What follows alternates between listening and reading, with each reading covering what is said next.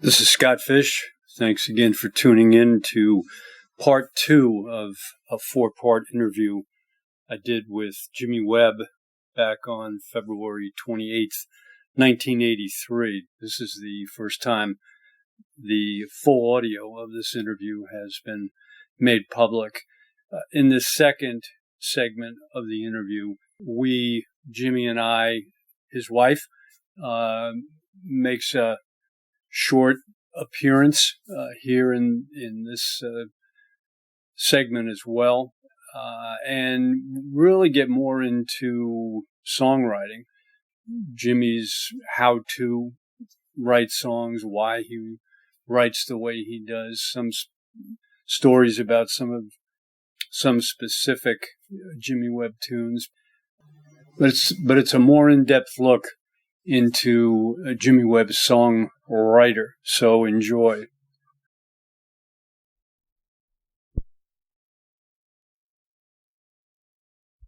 But in any other business, if you couldn't count on doing your thing, whatever it is, at least once a year, how could you ever hope to be successful at it? Mm-hmm. And yet, I don't think that you can count on having a hit song once a year as a songwriter. So I think that you have to take up the slack somewhere else, and that's what I did in years subsequent to this attempt of mine to become an artist. I worked very closely with artists to get album cuts, and I've worked on television, and I've scored films, and I've tried to be as versatile as I can possibly be. And out of that has come a kind of confidence and a serenity that I'm not going to go under. I'm not going to fail for lack of a hit record. That takes some of the pressure off, and therefore I think my work gets better. I think my songs are better because I have a certain stability. I have something under me. When I sit down to write a song, I don't feel all this pressure that this has to be a hit. It's not jangling. I don't think that you would ever Randy's albums are not calculated to. Each song is not written to be a hit. The overall worth of his music is incalculable. I mean, it's an amazing body of work. It's very significant. It's very important. But it wouldn't be if every time he sat down he said, "This is going to be a hit." Because writing that way, you're too affected by the winds of fashion. If disco is important this week, you're sitting down and you're writing 10 or 12 disco songs, and everybody is aware that there were a lot of people burned because of that. Well, they get pigeonholed as disco songwriters or performers. And whereas it's still a valid part of the business. People still dance and everything. You just don't put all your eggs in one basket. But isn't the thing though, like if the normal thing, if you have an album like say Angel Heart comes out, then to go on a tour to promote the album? Well, it is, except that it's very expensive to tour. And even as we sit here, it's becoming more expensive to tour.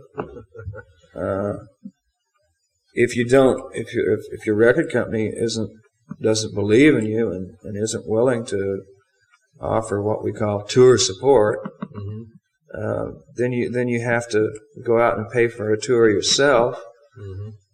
And if you have something interesting that you want to do on stage that involves anything more than sitting down at the piano and playing by yourself, it's going to cost you a lot of money to do it.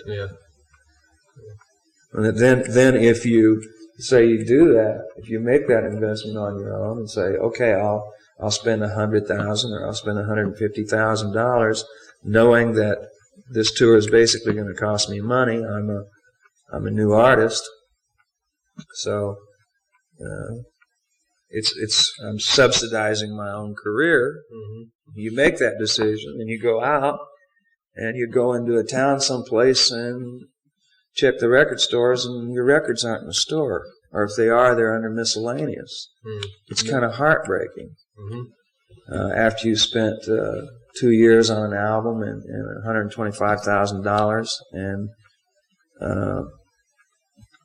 you go into Peaches in Atlanta and you can't find the Jimmy Webb album. You go into the back of the store, and finally there under miscellaneous male vocalist you find 2 copies of El Mirage, which was produced by George Martin, which Rolling Stone said was one of the year's 10 best. So it doesn't make you want to go out and spend your royalties that you've amassed by working hard with other artists and being very conservative about what you do, and blow them on a tour. I would think you could do pretty successful, like, you know, a couple of nights at Carnegie Hall or that kind of a anything. I don't know. What do you think? It has to be promoted. Oh yeah. Well, obviously, you know, you wouldn't put a 1-inch classified in the back. Yeah. But I would think so, sure. You know, because you know, just from being an outsider, I'd listen to your albums. I'd say, you know, that you know, as far as I knew, except for maybe years ago, that you didn't tour. And I guess the impression I got was, well, maybe he just doesn't like to tour. You know, maybe just, you know, do the albums and that's it. You know. Well, this is what, you know, this discussion always comes up between managers and record companies when an album comes out, whether you should go out and play concerts or not. And usually the feeling is, well, if something happens on the album, we'll go out right away. If we get any response anywhere on the album, we'll go out and we'll support the album. It doesn't take that long to put the show together. We can go in there, you know, with reinforcements. If we get a breakout in, you know, Cleveland or something, we'll go in there and we'll play this such and such a club. We'll do this concert. This is basically, you know, the advice that I've been following. Is really not to get that committed. On the other hand, and years ago when I went ahead and played anyway, it didn't seem to help that much. So there's some validity to the thought that unless the record is happening, unless you're really getting some action on the record, it doesn't do any good to tour. But what if that's like a catch-22? I think it is. Yeah. I think you have to gamble sometimes. Yeah. I think you have to go out and play anyway. Yeah. But again, it would be nice, you know, if your record company would gamble with you. Yeah. So they won't do that now. Columbia's wouldn't. I don't know. I'm sure for some artists they will. They just, you know, for me, they've never been willing to do it. Warner Brothers. Now, when I was with Warner Brothers, they were great. Are you listening out there, Warner Brothers? Warner Brothers was fantastic. Yeah. I wish that when I had been recording for Warner Brothers, that my albums had been as good as some of the later ones that I've made, because then I think the whole story might have been different. I got a lot of support from them, many different ways. But again, this was in the golden days, and was it late 60s? Yeah, early 70s, and now, you know, in this overall decline, I mean, some of the greatest artists in this country are being disappointed now with their record sales. And the record companies see this, and they just don't want to gamble. I can't blame them. I wouldn't want to either. So, you know, like Gordon Lightfoot, I know has been. I think the next time, if there is a next time for me as an artist, I will probably go out by myself. I will just probably go out with a piano. And maybe take, Fred Tackett with me or something to play acoustic guitar. Just like Zevon's doing, Put my album out, go on the road by myself, pay for it myself, and really work at it and just see what happens.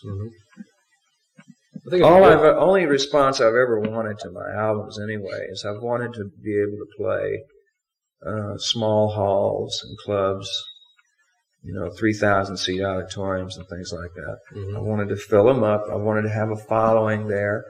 I wanted to sell, 250,000 albums or 300,000 albums, and just have a chance to expose my music to the public.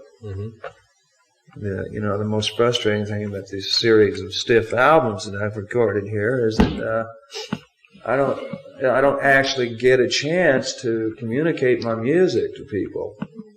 And I have someone walk up to me and say, "I saw you on such and such a show sing this, and I really enjoyed that. Why don't you ever make an album?"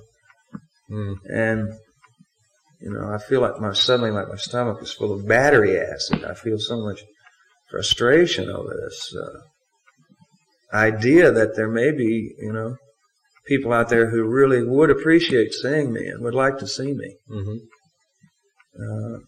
Oh yeah, and whatever numbers they're in.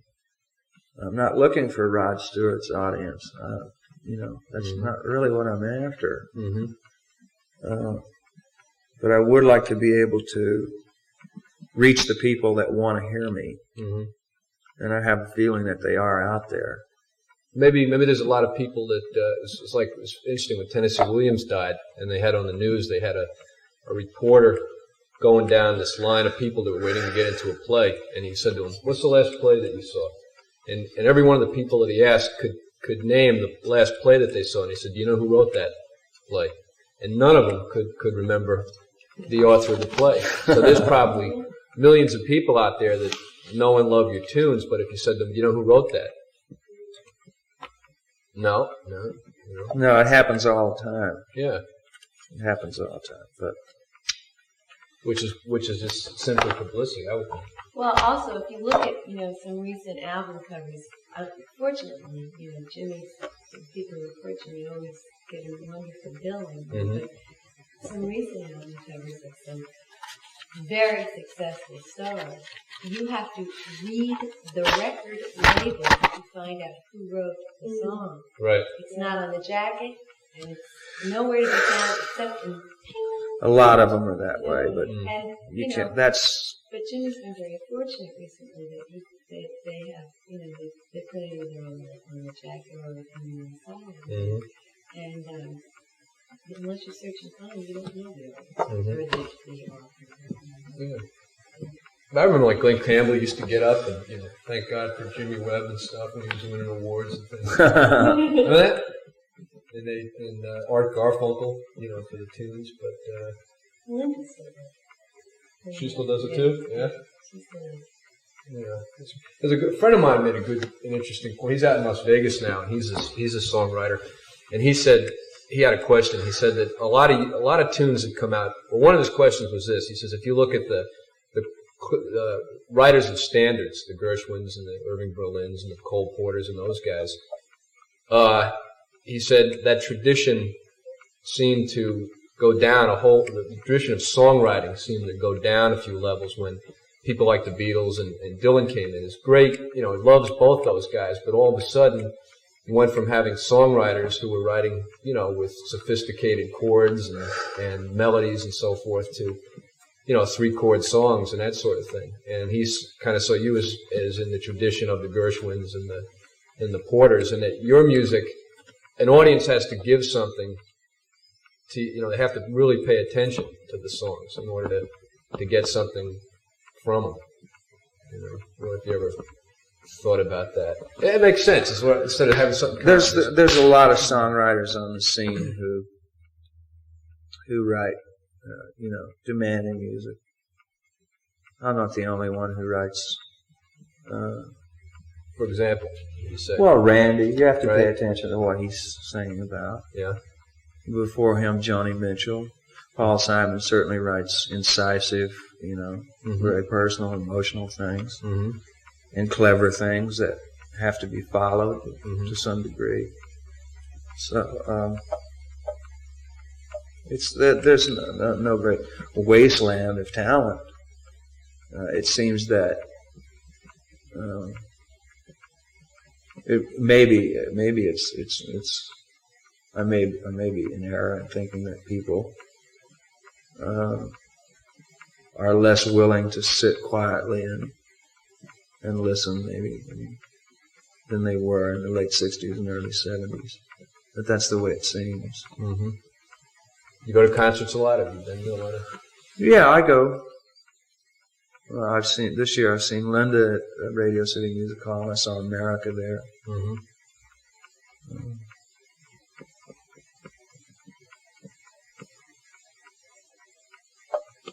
Yeah, that'd be great. I'd love to see you.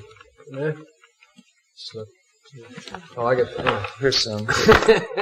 Janet, would you go with me at JD and Soda on the Rocks, please? Does anyone else have anything? No. Kill this for a second. How are we doing on tape with this old baby? Yeah, we're fine. Okay. Let's see, I wrote it. I got to ask you this real quick. This had nothing to do with the interview, but Leah Kunkel did a solo album. Maybe. Yeah, I know the album. 3 years ago. And you had a song on it. What was the name of that song? Let's Begin. Yeah. It was the same. It was the same one I was telling you about that Dylan did. Is that right? That was a great tune. Man. Great. And I lost the album and somewhere in the shuffle, and I could never remember what the heck that tune was. Let's Begin. Yeah. It's a super tune. All right, we can change this. I'm going to ask you a couple of questions that my friend Bob had kind of thrown up. Touching back on that, dude, do you see like the would you agree with that statement that or do you find that as a challenge since you're writing maybe songs that are more sophisticated than 9 out of 10 people out there that are composing? Do you see that do you feel that as like a challenge or something to yourself? That what's a challenge? Or do you feel you're writing his idea that your songs being something other than 3-chord change tunes? Well, I just do what I do. I don't ever sit down to write a song that's more complicated or than is someone else's. Mm-hmm. I just do what I do. Mm-hmm.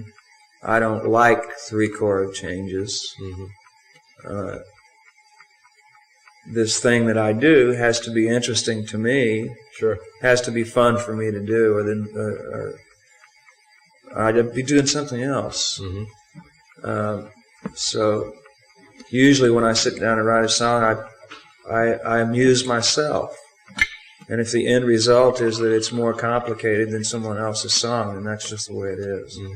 Because basically I'm just doing what I like to do and what turns me on. I like interesting changes, and I like, maybe even though I'm not always successful, I like to do something with a lyric that's maybe a little different. Mm-hmm. I always I don't like to write the same things that I've written before or that other people have written. I always set some kind of a goal of originality when I sit down to some degree or another, even though I say, I know this song may come out being similar to a Randy Newman song, or I know that the way this song is shaping up, it's going to be similar to that Burt Bacharach tune of a few years back.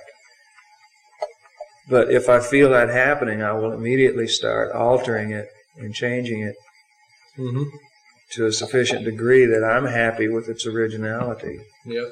And that's the only way I can work. I could never be happy if I thought I really was just copying somebody else. Mm-hmm. Shamelessly doing it, saying, I don't care, this is going to be a hit, so I'm going to do it. Yeah. That's real hard for me to do.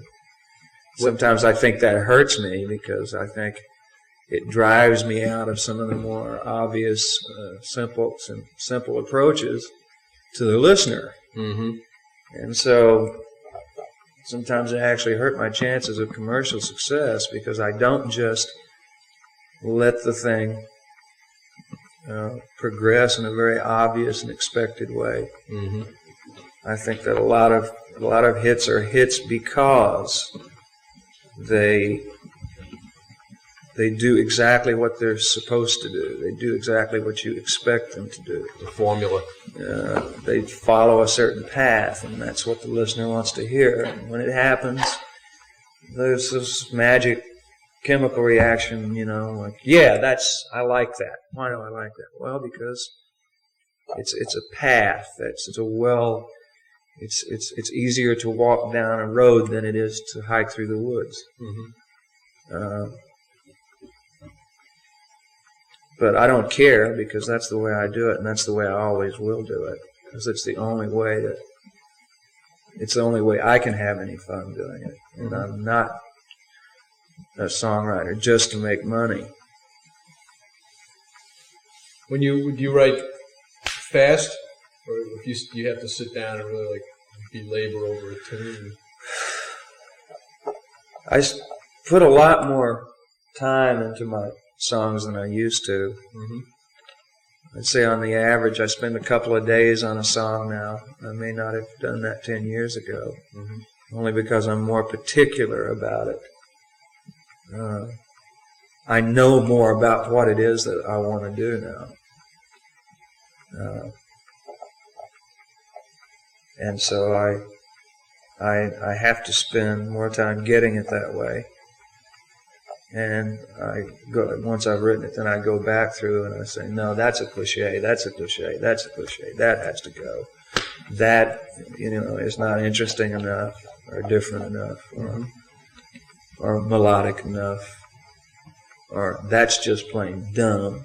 And I go through and I take these things out and change them. There was a time when I probably would have just left them there, because I really didn't take it that seriously when I first started out. And I think I was writing from not so much an intellectual viewpoint as I was writing strictly from emotions, strictly from some private, personal message that I wanted to get across. Mm-hmm. And so I didn't pay as much attention to the form and the construction of it. Is that where all the key changes started coming in, just by instinct type? Well, I've always liked key changes. I always liked Burt Bacharach's music when I was first starting out because it was interesting to listen to. And so I emulated him in certain ways that I always wanted. I always wanted interesting chords. I always wanted to have that in my songs. Mm-hmm. You have trouble getting out of a key when you get into it. How the heck am I going to get out of this? Yeah. And it's really funny because sometimes I would just say, well, I know I can't get out of this key, so I'm just going to go to this key. Yeah. And then, the record would come out and some, guy, probably a jazz music fan would say, man, that was a wild change on, worst that could happen. How did you ever do that? Not realizing that it was just the pragmatics of ignorance, I guess. It wasn't really all that brilliant. It was just how do we get from here to there? So. Path of least resistance, huh? Well, the other good one is like ending songs on chords that have nothing to do with the basic key. Like by the time I get to Phoenix, yeah, guys, listen to this. Wow. Well, in the classical world, they call that substitution. Mm-hmm. But I've always been a great fan of Ralph Vaughan Williams. and chordal composers in general. Mm-hmm. I love chord surprises, and I'm probably more inclined in my soul towards folk tunes, Irish tunes, and country tunes than I am anything else. Mm-hmm. That's where I'm really, really comfortable. If I'm doing some other kind of music, I have to work harder at it. And to me, Moon's a Harsh Mistress is a folk tune. Mm-hmm. And I probably wrote that song in a half an hour because it's just that kind of thing comes real natural to me. Mm-hmm. Now, would that bug you today if you sat down and wrote something in a half an hour? No, I love it. It's just that I'm, either I'm much harder to please or I don't know. Maybe that's it. Maybe I'm just harder to please. Mm-hmm. Because when you've written, 1,000 songs or so, you've done a lot of things. Right, yeah. So you sit down and you say, oh, I've done that before, and I've done that before, and I've done that before. It's just harder to find something that you haven't done before. Mm-hmm. I never really thought about it until you just asked me, but I guess that's it. Mm-hmm. It's just harder to come up with something that you haven't done before. Do you consider yourself like a virtuoso on the piano, or real? No, not really.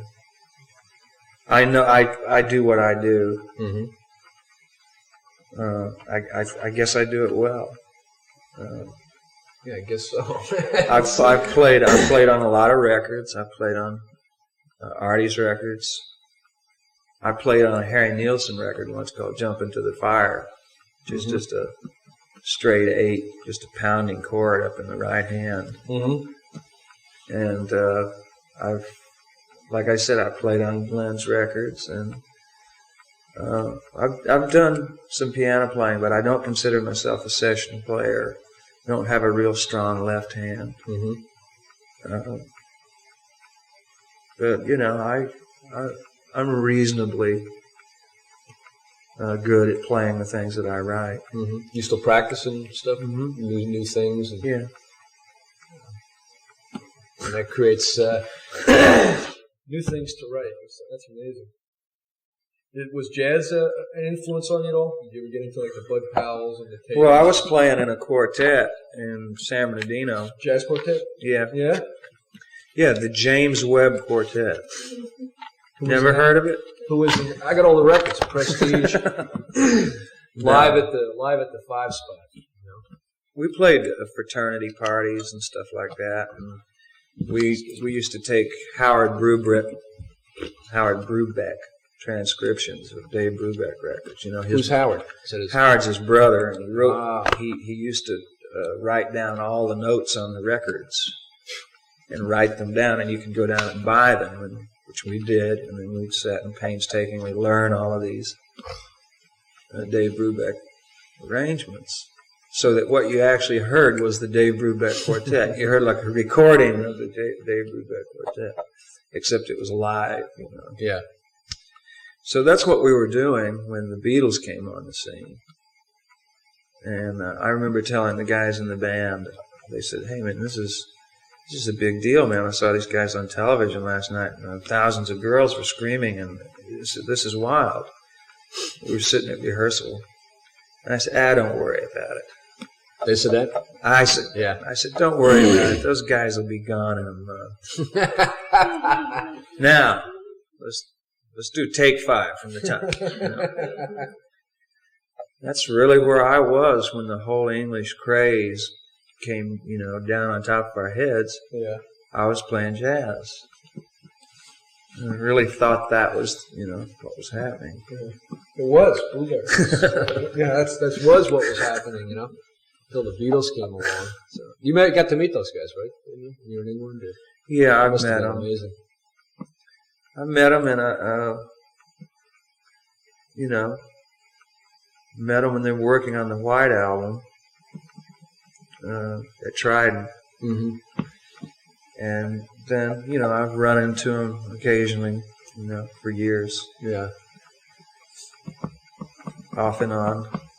Odd ones of them. Spent, I guess, more time with Ringo than anybody else because of Harry Nilsson. Spent some time with him.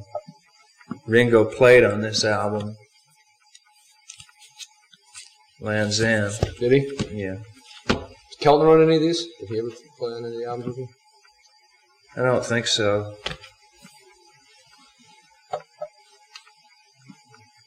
And even though I can't think of exactly when he did, but I'm sure he's probably played on a couple of cuts there someplace. Mm-hmm.